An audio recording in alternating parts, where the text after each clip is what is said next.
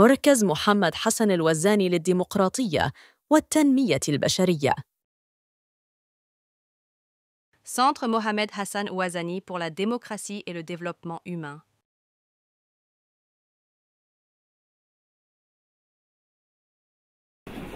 لابد في البداية أن أشكركن وأشكركم وأشكر أوفياء هذا المركز الذين بطبيعة الحال جعلوا من هذا الموعد موعدا شخصيا ولكن أيضا موعدا سنويا، ومن خلاله بطبيعة الحال نمجد ذاكرتنا نحن المغاربة ونقف وقفة إجلال واحترام للكثير من الرواد الذين صنعوا تاريخنا الحقيقي وتاريخنا المجيد. ولا بد ايضا ان اشكر الاستاذه الفاضله الدكتوره الفاضله للاحوني الوزاني على ما تقوم به من اجل الحفاظ على الذاكره، وعندما اقول الذاكره ليست ذاكره الوالد فقط ولكن ذاكره التراث والتاريخ المغربي، ولهذا ادعوها شاكرا لها ان تقول كلمه بهذه المناسبه. Mesdames, Messieurs, chers professeurs, chers Allemands, au nom du Centre Mohamed Hassan Ouazani pour la démocratie et le développement humain, j'ai le grand plaisir de vous souhaiter la bienvenue. En hommage à la mémoire de nos vénérés pères, nous avons organisé ce jour une séance commémorative dont le thème est laissé en libre choix à nos honorables professeurs, conférenciers. Cet événement me tient particulièrement à cœur. Tout d'abord, j'adresse mes remerciements chaleureux au professeur Abdelaziz Karapi, professeur de sciences politiques et vice-doyen à la faculté de droit de Suisse-Rabat. Il a accepté de présider la séance et de l'introduire avec la compétence qu'on lui connaît. Par toutes ces interventions, par toutes les présidences de séance menées avec rigueur, mais aussi avec une grande finesse d'esprit, le professeur Karapi a ainsi enrichi notre centre par ses contributions de qualité. C'est vrai? Oui.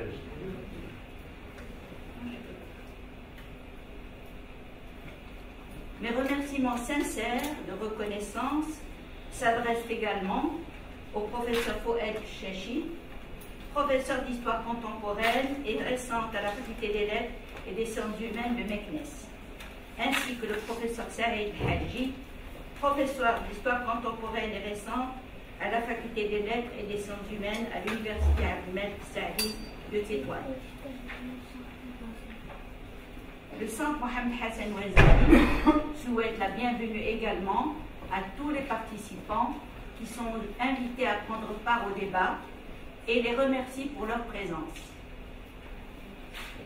Ma contribution va porter sur les témoignages et les pensées visionnaires de Mohamed Hassan Ouazani concernant les problèmes graves qui se posent actuellement dans notre pays quant à l'enseignement, la santé et la gouvernance qui font partie intégrante et fondamentale d'une démocratie authentique que prônait Mohamed Hassan Ouazani. Le témoignage du promoteur de la démocratie qu'a été Mohamed Hassan Ouazani offre une réflexion stimulante sur ce que peut signifier la mise en œuvre d'une démocratie authentique. Limitons-nous à reproduire quelques citations de sa pensée démocratique et de ses propositions.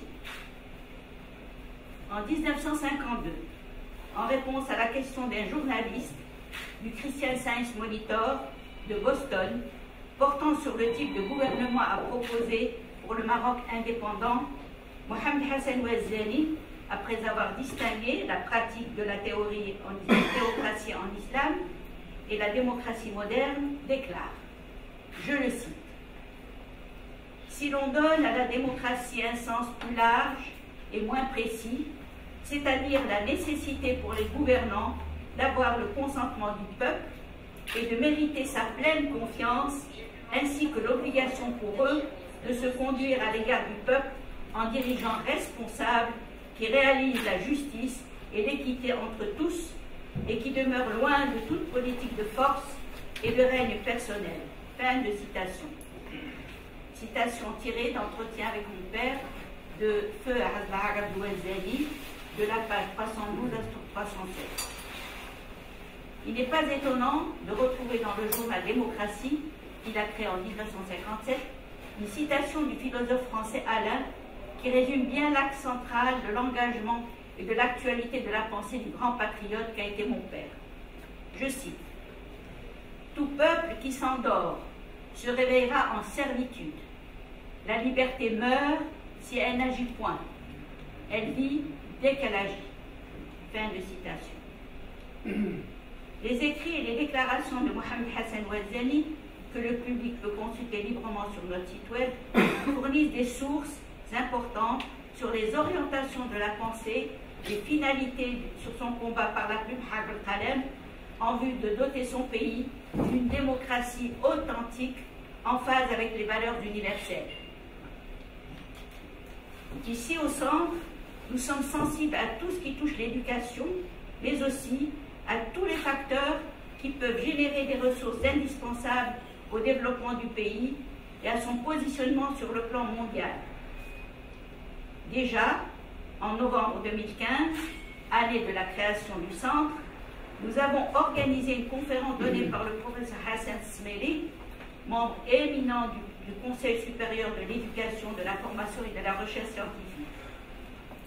Le sujet proposé s'intitulait « La version stratégique de la réforme du système éducatif ». Ce thème s'inscrit dans un contexte particulièrement sensible, tant il est vrai que l'éducation est à la base de toute société, et s'il est question de réforme, c'est qu'il y a des besoins nouveaux à assumer ou qu'il y a de nouveaux objectifs légitimes et ambitieux. L'ampleur et l'urgence du défi de la réforme proposée impliquent non seulement les autorités, mais aussi la société tout entière. Faut-il rappeler que Mohamed Hassan Ouazzani avait placé l'éducation et l'enseignement parmi la priorité des priorités pour que le Maroc nouveau puisse entrer dans la communauté des nations maîtresses de leur destin.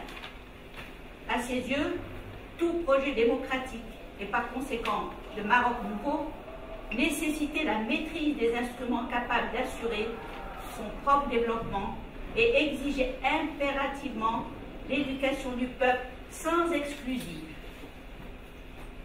Déjà, dans le célèbre plan de réforme marocain, édité en 1934 et présenté aux autorités du protectorat, tout un chapitre est consacré à l'enseignement, énumérant toutes les innovations revendiquées du primaire à l'enseignement supérieur, en passant par le secondaire, l'enseignement agricole et professionnel, sans oublier l'enseignement des filles, y compris la formation d'institutrices et d'infirmières.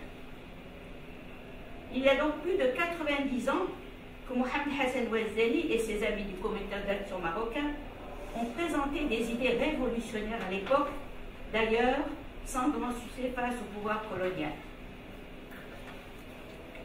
Relevons ainsi que dès le retour d'exil en 1956, mon vénéré père s'est attelé à son objectif désormais central, l'instauration d'institutions et de pratiques démocratiques, celles-ci résultant d'une éducation générale du peuple. Dans le programme immédiat proposé à son parti, le Parti démocrate de l'indépendance, PDI, en janvier 1957, Mohamed Hassan Ouazzani énumère les buts au nombre de 8 buts principaux de sa lutte dans l'éducation, notamment dans les campagnes, puisque ces dernières représentaient l'écrasante majorité du peuple marocain, déclare-t-il. Il parle même d'une indispensable révolution à opérer dans les campagnes, si l'on veut conduire le pays vers la modernité et établir à terme une démocratie authentique.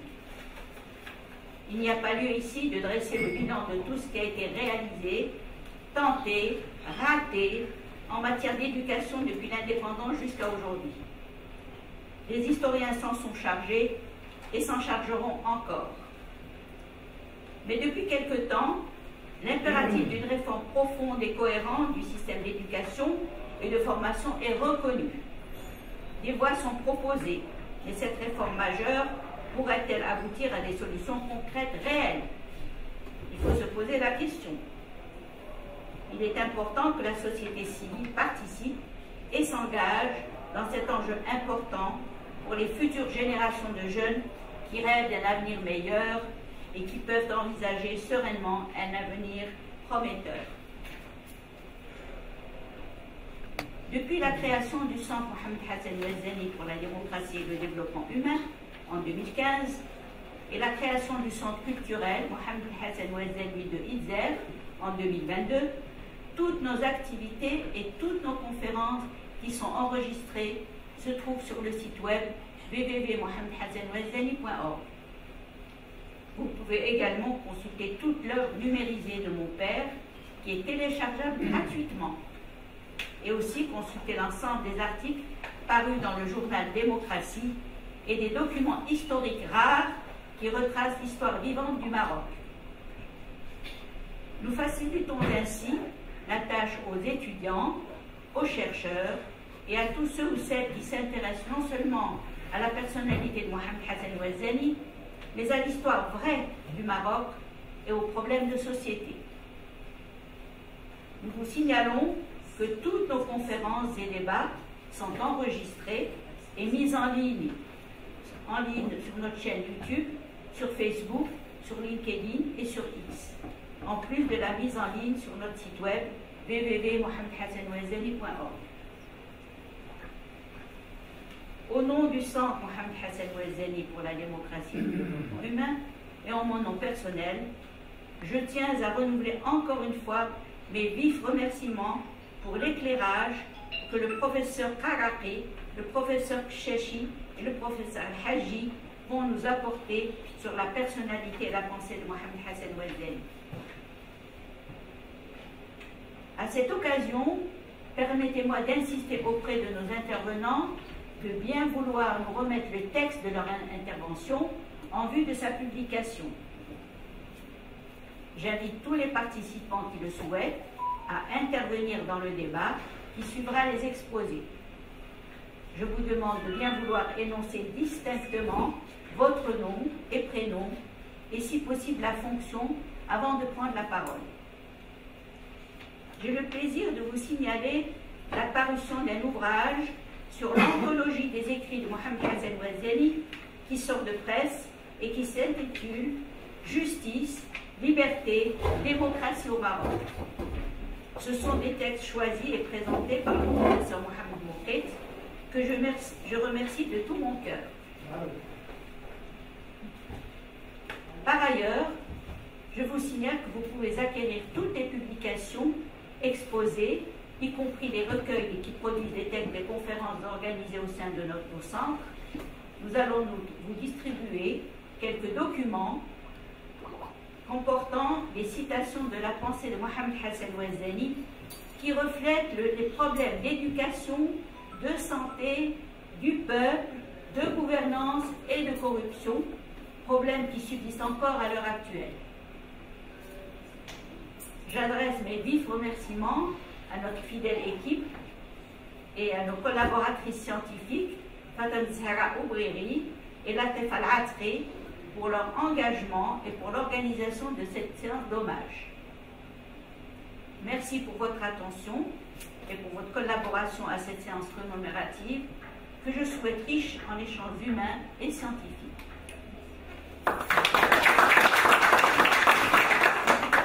Voilà, je vais aller le dire.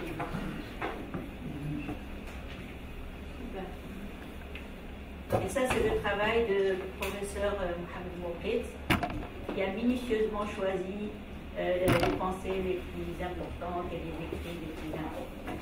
Voilà. Donc c'est quand même un gros bouquin. Il est en vente où? Non, mais pour le moment, il n'est pas en vente, mais il sera en vente. Mais j'ai un spécimen, c'est pour ça que je vous le montre. Voilà. Donc on fait du travail et grâce aux professeurs qui nous encadrent et grâce à leur soutien, leur appui et leurs encouragements. Et je vous remercie infiniment de tout ce que vous faites pour le centre.